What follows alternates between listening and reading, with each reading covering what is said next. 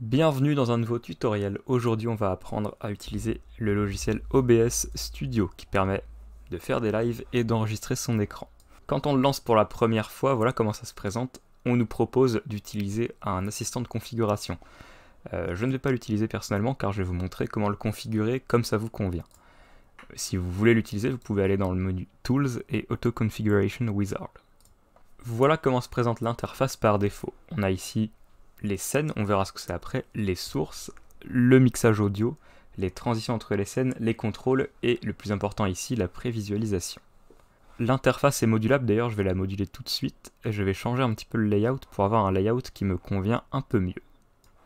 Et notamment je vais enlever les transitions de scène parce que je m'en fiche un petit peu et je vais mettre ça ici.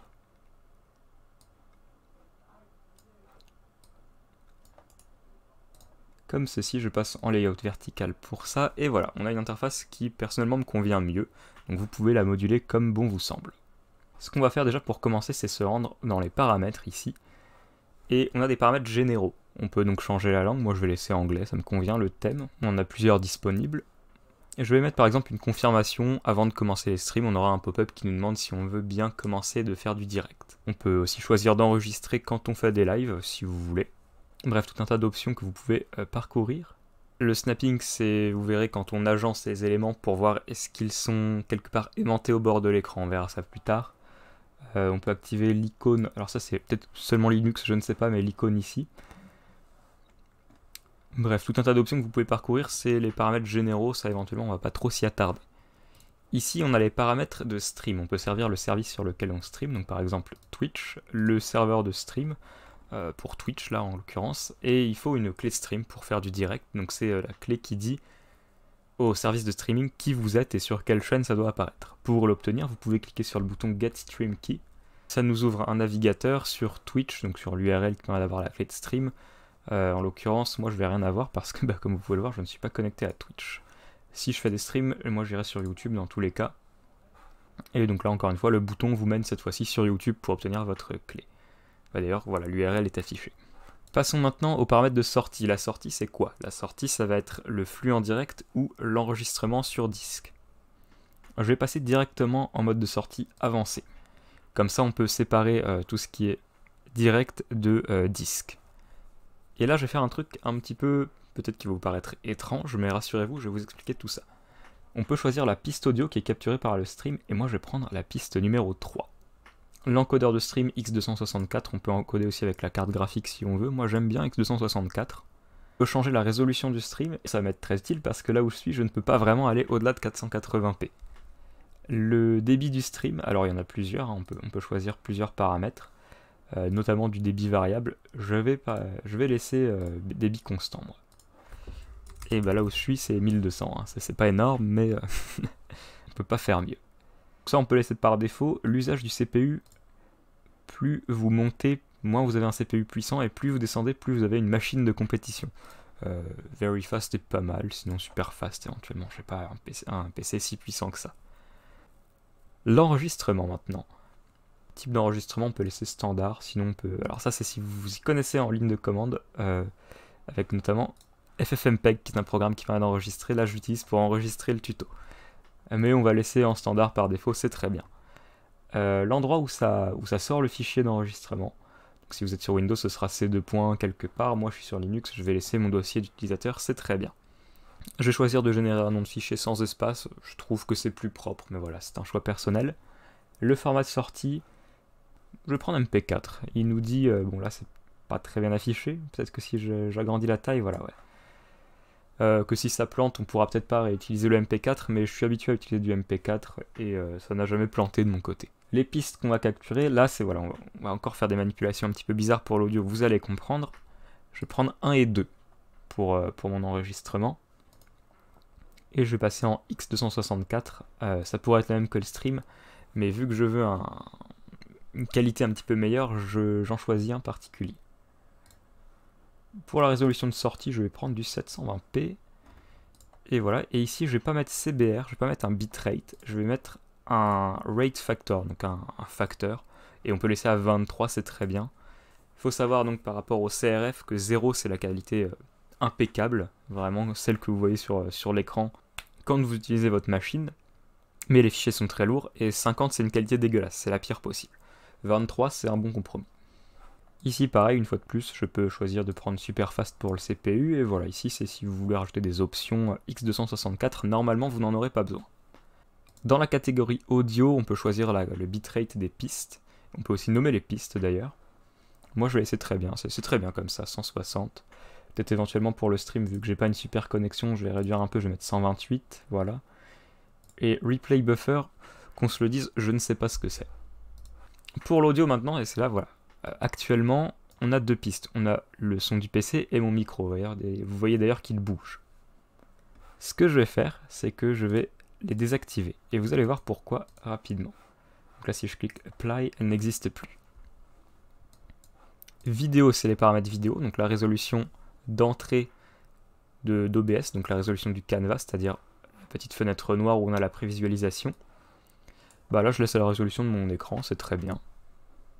La résolution de sortie, moi je l'ai déjà mise ici, donc il utilisera celle-là, mais si je ne coche pas ça, il aurait utilisé du 720p de toute façon. Ici, je peux choisir le nombre d'images par seconde, je vais laisser 30, ça me satisfait tout à fait. Dans Hotkeys, je peux mettre des touches, par exemple, je peux assigner une touche pour démarrer l'enregistrement. Je vais mettre la même pour l'arrêter. Et on a des paramètres avancés, là c'est si vous connaissez notamment par exemple en colorimétrie, je crois, et en espace de couleur pour les vidéos. Ici c'est le format de nom du fichier, le délai du stream, est-ce que ça doit se reconnecter tout seul, etc. Bref, ça c'est, vous pouvez toucher si vous voulez, moi je vais laisser ça comme ça. Appliquer, ok, excellent. Maintenant on va rentrer dans le vif du sujet, parce que là j'ai un écran noir, je peux commencer d'enregistrer, et ben, voilà, j'aurai un écran noir sans son. On va donc pouvoir commencer à ajouter des scènes et des sources. Qu'est-ce qu'une scène, qu'est-ce qu'une source? Une scène, c'est tout simple, c'est un ensemble de sources. Une source, ça peut être une capture vidéo, ça peut être une capture audio, une image. Bref, tout élément que vous pourriez voir ou entendre. Là, on a déjà une scène qui s'appelle scène, et par exemple, je vais en créer une nouvelle, je vais l'appeler bureau pour capturer mon bureau. Et donc pour capturer mon bureau, je vais prendre une capture d'écran. Sous Linux, ça s'appelle Screen Capture XSHM. Sur Windows, je pense que c'est juste capture d'écran que ça s'appelle. Je vais l'appeler écran, le nom de ma source. Et là, je peux choisir donc mon écran 1. D'ailleurs, il y a un magnifique effet tunnel, ou mon écran 2. Donc j'ai le choix parmi tous mes écrans. Là, j'ai mon curseur, je peux choisir de le désactiver. Là, vous ne voyez plus mon curseur quand je le passe. Je vais garder l'écran 1, bien que ça fasse un effet tunnel. C'est pas bien grave. Là, je peux le bouger, je peux le changer de taille, etc. C'est pour ça que si on veut éviter de faire des erreurs, eh bien on a le cadenas. Là, je ne peux plus faire ça. Je peux aussi le masquer avec le bouton, enfin l'icône œil. Là, je le réactive. Et on va ajouter de l'audio maintenant. On en avait par défaut de l'audio. Mais vous avez vu, je l'ai supprimé. Pourquoi ça? Parce que j'aime bien pouvoir faire des scènes où on n'a pas d'audio. Ce que je vais faire du coup, c'est que je vais ajouter une capture d'audio en entrée, donc c'est un micro, je vais d'ailleurs l'appeler micro. Ok, et là je peux choisir mon micro ici. Donc default en l'occurrence c'est le même, mais si vous en avez plusieurs, moi je vais prendre celui-là. Micro, je peux le verrouiller, ça change rien. Si je le cache par contre, il n'apparaît plus, donc je peux en soi le rendre muet ici aussi. On va ajouter une capture du son du PC aussi, donc un output, je vais l'appeler PC. Avec une majuscule tout de même. Donc default ou built-in audio analog stéréo, c'est la même chose sur Linux. Et voilà, et là par exemple, j'aurai donc mon son de voix, de micro, et mon son de PC. Si je passe sur une autre scène, vous voyez que je ne les ai plus, c'est pour ça que j'ai choisi de les désactiver. Donc ça c'est par exemple une scène, voilà, je peux lancer un enregistrement de mon bureau avec ma voix, etc. Si je fais quelque chose, je ne sais pas, mettons que j'affiche cette fenêtre, à savoir pourquoi. Je peux mettre une pause à l'enregistrement, donc là je sais pas, mettons que j'ouvre un gestionnaire de fichiers, admettons, je l'affiche, j'arrête la pause et j'arrête l'enregistrement. Le fichier est ici, on va le lire, vous n'entendrez pas le son parce que là je ne capture pas le son de l'ordi, mais c'est pas bien grave. On a bien deux pistes audio en tout cas.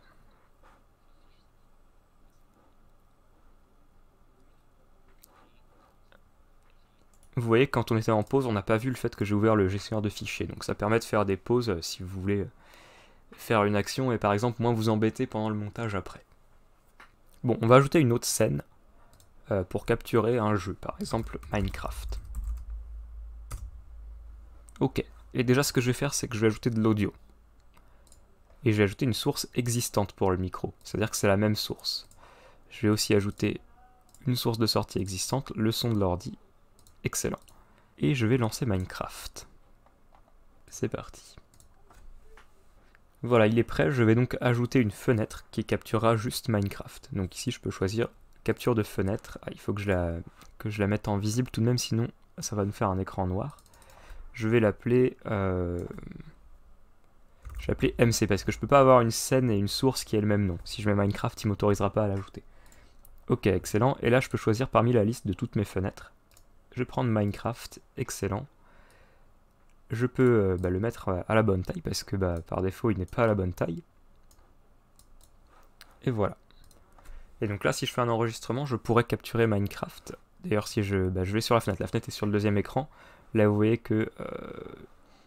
donc ça capture l'intérieur de la fenêtre, mais si je déplace une autre fenêtre par-dessus, ça ne la capture pas. Donc c'est le principe de la capture de fenêtre. Donc voilà, on a des scènes différentes. Je peux aussi ajouter d'autres types d'éléments. Par exemple, je peux ajouter une image. Je vais ajouter une image de Shiba. Voilà, on va la mettre, je sais pas, admettons qu'on la mette ici. Ce que je parlais tout à l'heure au niveau du snapping, c'est ça. Le fait que ça va aller se coller tout seul au bord si jamais on s'approche des bords. Donc voilà, on a une magnifique image de Shiba en plus sur notre scène. Je peux la changer de taille bien sûr. Je peux la verrouiller. Je peux aussi lui ajouter des filtres. Tout simplement comme ça. Donc par exemple, on peut faire un peu de colorimétrie. Je sais pas, mettons qu'on mette un peu plus de contraste, un peu moins de... Bon, luminosité on peut laisser, un peu moins de gamma, je ne sais pas. Excellent, voilà, c'est plus vibrant comme ça. Je peux ajouter d'autres filtres aussi. Oups, pas propriété filtre. Par exemple, je peux changer, je peux la crop un petit peu. Donc, mettons que j'enlève 20% ou pixels, je ne sais pas, sur la gauche et 20 sur la droite. Voilà, il est un peu plus en portrait maintenant, donc je peux le déverrouiller pour le coller un peu mieux. Admettons. Les filtres fonctionnent aussi, évidemment, enfin évidemment non pas forcément, mais sur l'audio. Je peux ajouter par exemple sur mon micro du gain ou simplement de la suppression de bruit, voilà, à moins 30 décibels. Donc ça c'est excellent. Je peux aussi lancer un enregistrement sur Minecraft, voilà, faire des trucs, etc. C'est en cours d'enregistrement. Hop.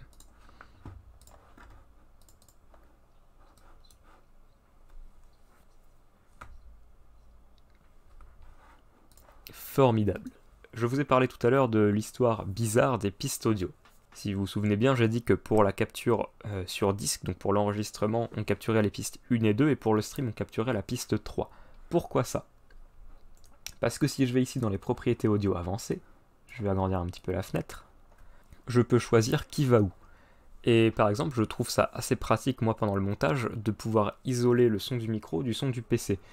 Donc ce que je vais faire, c'est que je vais mettre le son du micro sur la piste 1 qui fait partie de l'enregistrement, le son du PC sur la piste 2, qui fait partie de l'enregistrement, comme ça les deux sont isolés, le micro et le son du PC sur la piste 3, qui font partie du stream. Comme ça me permet d'avoir le stream qui capture uniquement la piste 3, sur l'enregistrement les pistes 1 et 2, piste 1 pour mon micro, piste 2 pour le son du PC. D'ailleurs, il suffit que je lance mon logiciel de montage pour vous montrer ça. Si j'importe une vidéo que j'ai prise, voilà, hop, je la glisse ici, vous voyez que j'ai bien deux pistes audio. L'une capturait le son de Minecraft, donc il y avait la musique du menu en l'occurrence à ce moment-là, et l'autre capturait ma voix.